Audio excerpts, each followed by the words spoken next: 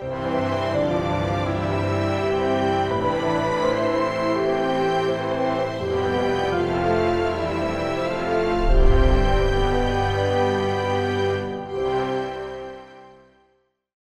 8장은 1절 말씀이 정죄가 없음, 로마서 8장이 문을 열어요. 그 다음에 39절에 보시면 끊어지지 않음으로 결론을 맺습니다. 그러면 로마서 8장이 2절에서 38절까지의 말씀은 뭐냐면 패배하지 않음, 로마서 8장 2절에서 38절까지입니다. 그래서 이 로마서 8장 속에서 특별히 고난 속에 있을 때 예수 믿는 사람은 망하지 않을 것이다, 패배하지 않을 것이다, 이게 로마서 8장에서 주시는 하나님의 거룩한 말씀이에요.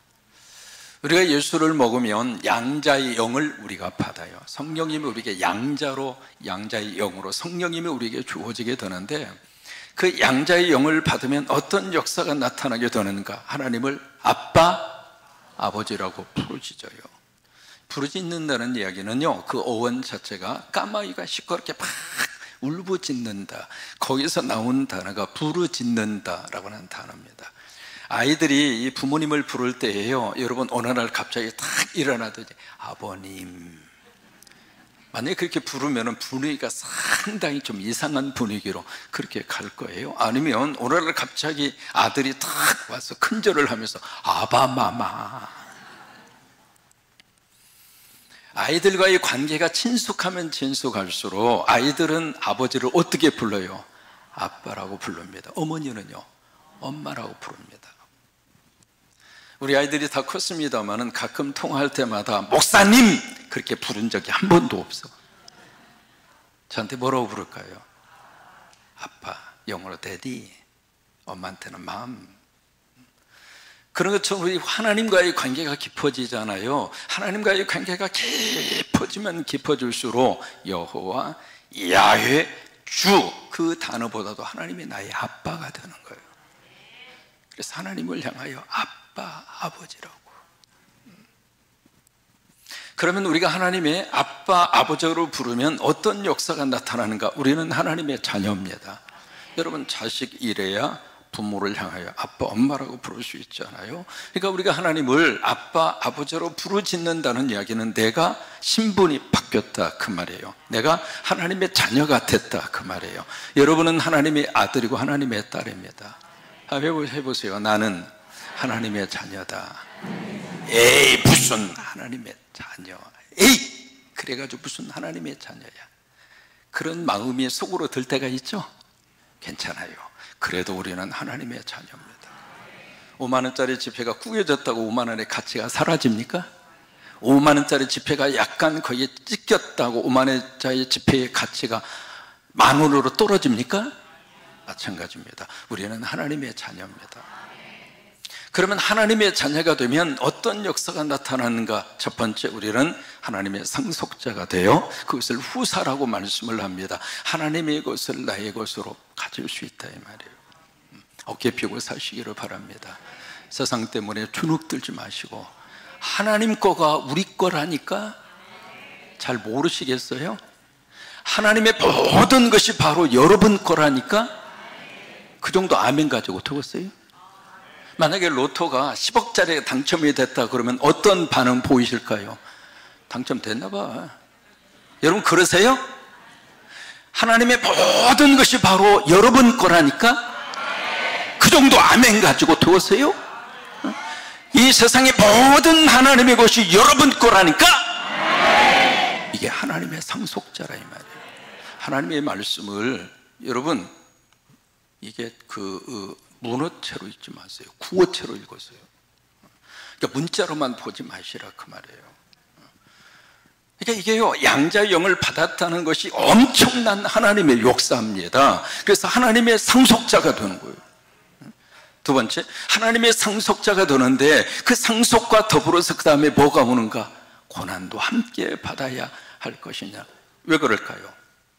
우리가 하나님의 자녀가 되면, 하나님이 나의 아버지가 되면 그 아버지의 자녀답게 살아야 돼요? 아니면 과거처럼 살아야 돼요? 하나님 자녀답게 살아야죠. 그 전에는 그냥 세상 사람 사는 대로 살았어요. 왜? 그게 일반적인 삶의 모습이니까. 적당히 거짓말하기도 하고 적당히 속이기도 하고 눈 한번 질끈 감고 살짝 넘어가서 뭔가 이득이 있으면 그렇게 살고.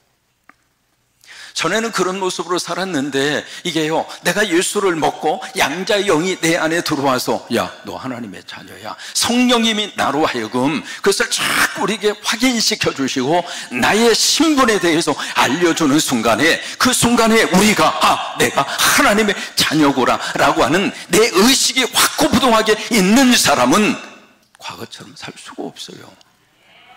우리 아빠가 누군데? 우리 아빠가 누군데? 자녀된 내가 어떻게 살아요? 여러분 마태오 5장 38절에 보시면은 눈에는 눈, 이에는 이. 여러분 이게 세상의 가치입니다. 세상의 모든 것의 가치는 그렇게 흘러갑니다. 아니 그보다 더 지독합니다. 눈에는 눈, 천만의 말씀, 눈에는 몽둥이고요, 폭탄이고요. 그게 세상이에요. 그런 가치관을 가지고 이 세상이 돌아가는데 그 다음에 주님이 뭐라고 말씀하시는가? 세상은 그렇게 가지만 넌 그렇게 살지 마. 왜? 넌 내 자식이니까. 그럼 어떻게 살까요? 그 다음에 주시는 말씀이 있습니다. 주시는 말씀이 바로 뭐예요? 만약에 누군가가 너를 고소를 해서 속옷을 가지고 가고자 하면 너 겉옷까지 줘버려. 누군가가 오른밤을 탁 하고 때리잖아. 그러면 어떻게 하라고요? 왼밥도 돌려대. 여러분 그게 가능합니까? 누군가가 억지로 오리를 가자고 나를 강요를 해서 오리를 가게 하는 자가 있다면 심리까지 같이 가죠. 누가 빌려달라고 하는 사람이 있으면 거절하지 마. 이 시간 옆에 사람에게 좀 빌려달라고 해보세요. 이게 예수님이 우리에게 주시는 말씀이거든요. 너희는 이렇게 살아. 왜? 넌 내 자녀니까. 그렇게 말씀을 하시는데 그 말씀을 우리가 딱 듣고 그 말씀대로 우리가 살아간다면 갈등이 생길까요? 아니면 마음이 편할까요? 갈등과 그리고 싸움이 나오는 거예요. 그게 신앙의 삶이에요. 설교를 들으면서 뭔가 고민이 일어나야 되고요, 설교를 들으면서 뭔가 질문이 던져야 되고, 설교를 들으면서 뭔가 가슴 치는 반응이 나와야지 그냥 설교를 들으면서 아이고 좋네 그러면 안 돼요. 말씀이 찔려서 말씀 앞에서 우리가 고민해야 되고 말씀 앞에서 갈등해야 되고. 그래서 고난이라고 하는 단어가 그래서 나오는 거예요. 오늘 18절의 말씀은 17절의 말씀을 이어서 말씀을 하십니다. 왜냐하면 이게 접속사로 시작을 합니다. 왜냐하면 생각하건대, 이 말은 생각건대 이 말이에요. 생각한다 그 말이에요. 근데 그 앞에 주어가 있습니다. 나는 생각한다 이 말이에요.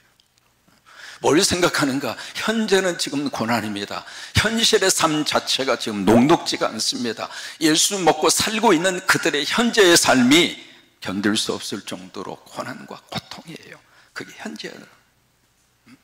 그 속에서 지금 생각합니다. 생각한다는 이야기는 한 번 생각하고 끝난다 그 말이 아니라 어제도 생각을 했고 지금도 생각하고 내일도 생각하고 현재 주어진 그 삶의 고난 속에서 그러면서 생각을 계속하는 거예요. 생각을 하는데 여러분 보세요. 생각이 곧 나예요. 사람 무슨 생각을 하느냐? 그 생각이 바로 나의 머리를 지배해요. 머리를 지배한다는 이야기는 그 생각이 머리를 통해서 내 사상을 만들어가고 이념을 만들어가고 그것이 언어로 표현된 것이 여러분들의 말이에요.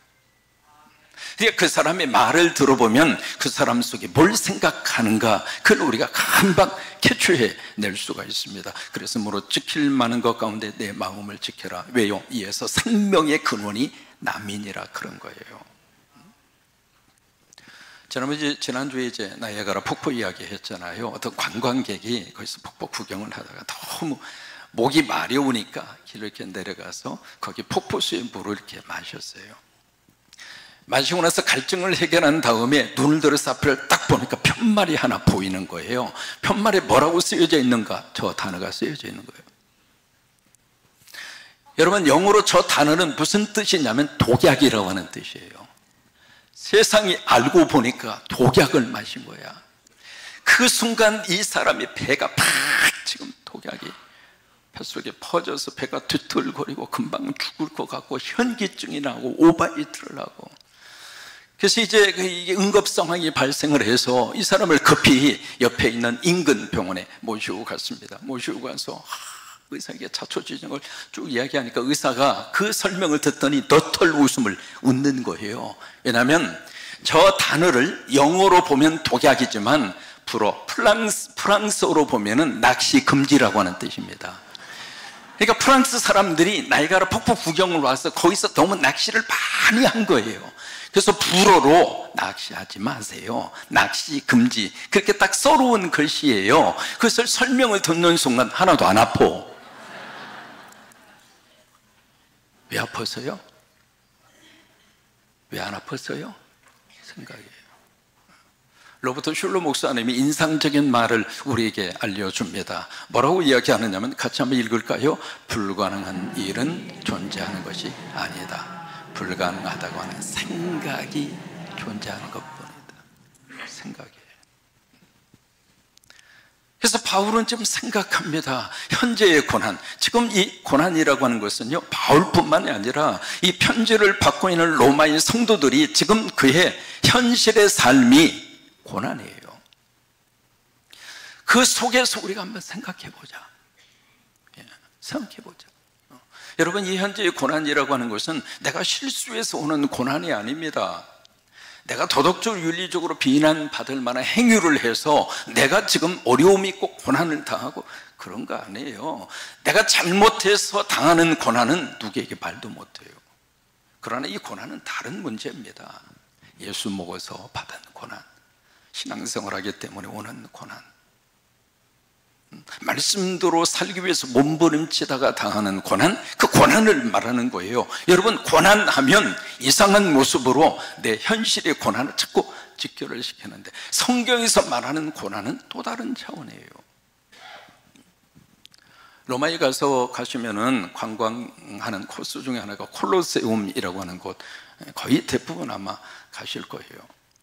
저 콜로세움이라고 하는 장소를 많은 분들이 갑니다. 저게요, 이 지름이 188m입니다. 굉장히 큰 경기장이죠. 이 둘레가요 527m입니다.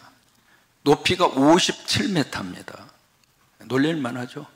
저게 수용할 수 있는 인원이 5만 명입니다. 한국에서 지금 가장 큰 경기장이 상암 월드컵 경기장이 6만 4천 명 들어갑니다. 2000년 전에. 저게 우리가 경기장 우리가 알고 있습니다만은 저기서 검투사들이 검투를 하고요. 그래서 경기가 이루어지고 스포츠 행사만 이루어진 행사, 그 장소가 아니라 저 콜로세움이라고 하는 장소는 수많은 예수 믿는 사람들이 죽어간 순교 현장이에요. 그래서 그 다음 사진 여러분 보시면 콜로세움에 한 종류의 십자가가 있습니다. 저는 저기에 가서 십자가 밑에서 참 여러 가지 많은 기도와 많은 생각을 했습니다. 그 밑에 이렇게 지하가 되어져 있습니다. 지하가 2종 구조로 되어져 있거든요. 한쪽은 이쪽에 쭉 해서 우리처럼 칸을 만들어 온 방이 있고요. 그 다음에 복도를 사이에 두고 이쪽에 또 그런 방들이 쭉 그렇게 지하에 그렇게 시설이 되어 있습니다. 한쪽은 예수 믿는 기독교인들을 가둬 놓은 방입니다. 한쪽은 맹수들을 가둬 놓은 우리입니다.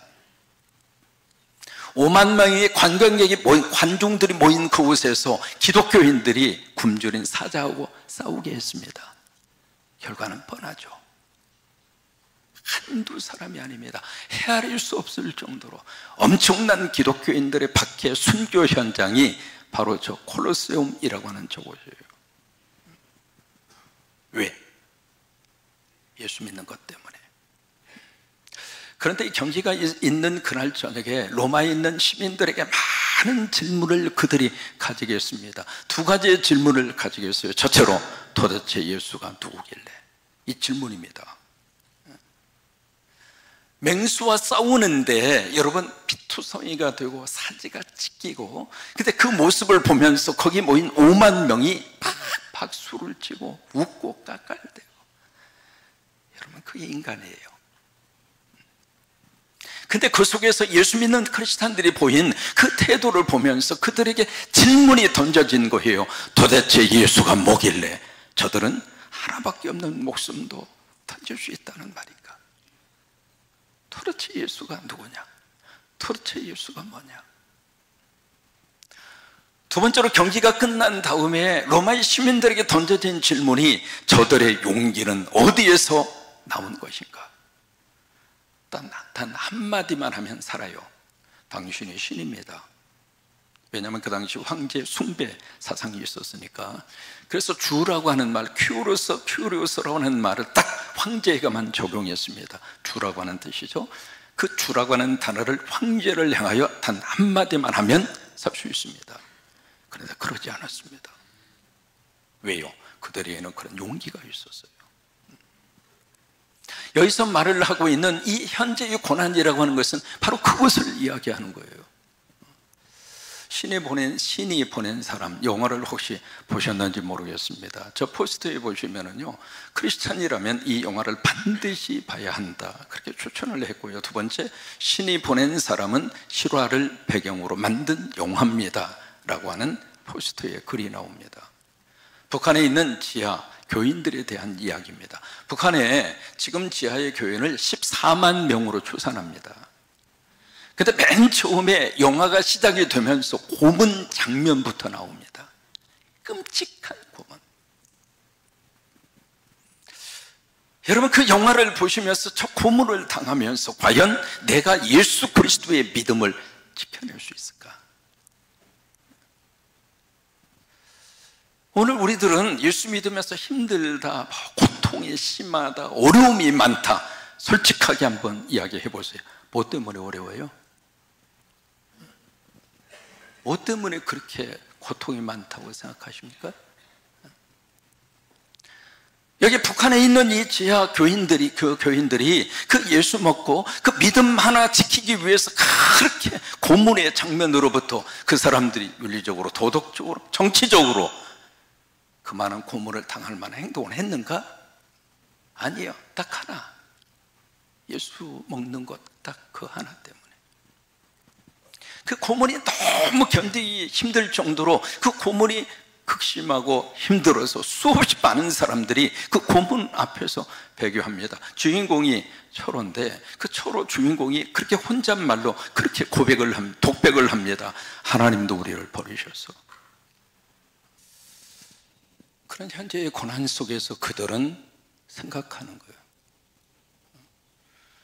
그래서 오늘 성경 말씀에 생각하건대, 생각하고 또 생각하고 그리고 딱 결론을 내립니다. 현재의 고난 힘들고 고통스럽지만, 그러나 장차 우리에게 나타날 영광과 비교한다면 아무것도 아니다. 아니, 비교의 가치조차도 없다. 그게 오늘 믿음의 고백이에요. 오늘 이 말씀이 여러분 속에 은혜로 와닿게 되기를 축복합니다.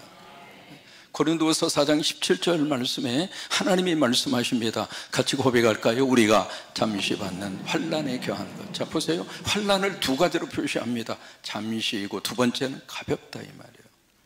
왜 잠시일까요? 이 땅에 우리들의 생명이 시편 90편에 있는 말씀대로 우리가 70이요, 강건하면 몇 살이에요? 80이에요 70 이상 살면 참 축복이에요. 아멘하기도 싫을 정도로 오래 살고 싶은 모양인데, 70이요, 그리고 조금 건강하면 몇 살까지 올라가요? 70 넘으면 언제 불러들어도 아멘하고 갈 준비하고 살자고요. 이렇게 제가 자신 있게 말할 수 있는 이유는 저도 70이니까. 이게 나이가 70이 넘잖아요. 그러면 어느 정도 스스로가 판단하고 결정을 해야 돼요. 뭐가 심각한 병에 걸리잖아요. 그러면 내가 병원에 가서 수술을 받고 침대에 있다가 갈 것인가, 아니면 내가 인정하고 받아들여서 하나님의 자연적인 치유를 바라보고 남은 인생 은혜 가운데 믿음 지키다가 갈 건가. 이어령 씨가 그랬잖아요. 근데 이게 병원에서 침대받고 그냥 투병생활 하고 그렇게 가면 있던 돈 다 병원에 갖다가 드리고, 고생은 고생대로 하고, 가족은 가족대로 힘들고, 나는 나대로 힘들고. 근데 그렇게 살다가나 치료를 안 받고 어느 정도 받아들이고 살다가나 사는 기간은 똑같아요. 우리가 70이고 강단하면 80이잖아요. 그런데 그 인생을 통해서 꺼내놓을 수 있는 것은 단 두 가지. 뭐예요? 수고와 뭐예요? 슬픔. 이 두 가지. 앞으로 살면 살수록 고생은 더 할 거예요. 그러니까 고생하면서 오래 살든지, 뭐 하나님이 오라고 할 때까지는 살아야죠 뭐. 그러나 여기서 70이요 80이라 할지라도 금방 가더라 그 말이에요. 그래서 수고와 슬픔뿐이요, 그 다음에 뭐라 그래? 신속히 가는데 어떻게 돼요? 날아간다 그 말이에요. 내일이면 제가 이 교회 온 지 10년 됐어요. 10년 전 여러분들을 만났습니다. 벌써 10년 됐잖아요. 그러니까 이 땅에서의 생명이 그렇게 영원한 것이 아니라 잠깐이라 그 말이에요. 그러니까 우리가 받고 있는 환난과 고난도 영원하지 않고 잠시라 그 말이에요. 그리고 하나님이 주실 영광과 비교하면 이 세상의 고난과 고통은 가볍다 이 말이에요. 그러니까 그것을 생각을 하고 그러고 나서 결론을 내립니다. 그렇지, 현재는 힘들고 어렵지만은 장차 하나님이 주실 영광, 여러분 영광이 뭡니까? 천국이 영광 아닌가요? 왜? 우리의 시민권은 하늘에 있으니까. 아멘? 그게 영광 아닙니까? 하나님이 허락해 주시는 영원한 생명이 영광 아닌가요? 부활이 영광 아닌가요?